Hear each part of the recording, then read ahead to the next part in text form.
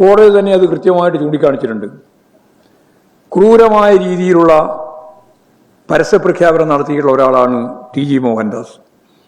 ഞാനായിരുന്നുവെങ്കിൽ ഈ കുട്ടികളെല്ലാം വെടിവെച്ച് കൊല്ലുമായിരുന്നുവെന്നും ഈ പെൺകുട്ടികൾ കൂട്ടബലാത്സംഗം ആഗ്രഹിക്കുന്നവരാണെന്നും കൃത്യമായിട്ട് ഫേസ്ബുക്കിൽ എഴുതി കൃത്യമായിട്ട് അവതരിപ്പിച്ച ഒരാളെ ശക്തിയായ രീതിയിലുള്ള പ്രതിഷേധം വന്നപ്പോഴാണ് കേസ് രജിസ്റ്റർ ചെയ്യാൻ തീരുമാനിച്ചത്.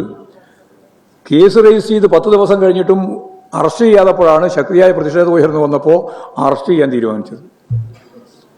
അങ്ങനെ അറസ്റ്റ് ചെയ്ത് വന്നപ്പോൾ ഡോക്ടർ രാമനെ അറസ്റ്റ് ചെയ്തപ്പോൾ കോടതി ചോദിച്ച ചോദ്യമുണ്ട്, ഹൈക്കോടതി ചോദിച്ച ചോദ്യം, നിങ്ങൾ ഈ പ്രതിയെ പിടിക്കുമ്പോൾ നോട്ടീസ് നൽകിയിട്ടുണ്ടോ? നോട്ടീസ് നൽകിയിട്ടില്ല എന്ന് മറുപടി പറഞ്ഞപ്പോൾ കോടതി ചോദിച്ചു, നിങ്ങൾക്ക് അറസ്റ്റ് ചെയ്യുന്നതിൻ്റെ നടപടിക്രമങ്ങൾ അറിയില്ലേ? നിങ്ങൾ പ്രതിയെ രക്ഷപ്പെടുത്താനാണോ ശ്രമിക്കുന്നത് എന്ന് കോടതി അന്ന് ചോദിച്ചിട്ടുണ്ട്, ഹൈക്കോടതി. ഇവിടെയും ഉണ്ടായ കാര്യങ്ങൾ പരിശോധിച്ച് നോക്കിയാൽ ജാമ്യം ലഭിക്കാൻ ആവശ്യമായ സൗകര്യം പോലീസും പ്രോസിക്യൂഷനും ഒരുക്കുകയായിരുന്നു ചെയ്തിട്ടുള്ളത്. പോലീസിന്റെ വീഴ്ചകൾ എണ്ണി പറഞ്ഞുകൊണ്ടാണ് ജാമ്യം അനുവദിക്കാനുള്ള കോടതി ഉത്തരവുണ്ടായത്. അപ്പോൾ നോട്ടീസ് നൽകാത്തത് പോലീസിന്റെ വീഴ്ചയാണ്.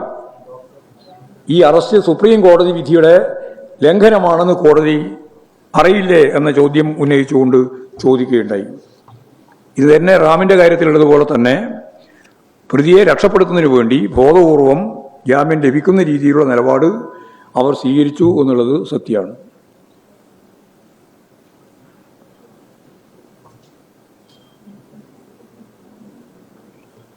അപ്പോൾ സ്വാഭാവികമായിട്ടുള്ള ഒരു പരിണത ഫലം എന്ന രീതിയിലല്ല ഇതിനെ കാണേണ്ടത്. ബോധപൂർവം പ്ലാൻ ചെയ്ത് അദ്ദേഹത്തിന് ജാമ്യം ലഭിക്കത്തക്ക രീതിയിൽ ഈ വിദ്വേഷ പ്രചരണം അതുമാത്രമല്ല ആരും പറയാൻ മടിക്കുന്ന രീതിയിലുള്ള വിശദീകരണം നൽകിയിട്ടുള്ള അദ്ദേഹത്തിൻ്റെ നിലപാടിനെതിരായി ജനരോഷം ഉയർന്നു വന്നിട്ടും അദ്ദേഹത്തെ കൽത്തുറുങ്കിലടക്കാൻ ഇവർക്കായില്ല എന്നുള്ളതാണ് കാണാൻ സാധിക്കുന്ന ഏറ്റവും പ്രധാനപ്പെട്ട കാര്യം. മാത്രമല്ല ഇവിടെ വളരെ പ്രധാനപ്പെട്ട ഒരു പ്രശ്നം, ഇവർ സ്ത്രീകളെ സംബന്ധിച്ചിടത്തോളം പെൺകുട്ടികളെ പറ്റിയാണ് പറഞ്ഞത്, ഇവർ കൂട്ടബലാത്സംഗം ആഗ്രഹിക്കുന്നവരാണ് എന്ന ആ പരാമർശയെ ഇതിൻ്റെ ഭാഗമായിട്ട് പോലീസ് ഉന്നയിച്ചില്ല.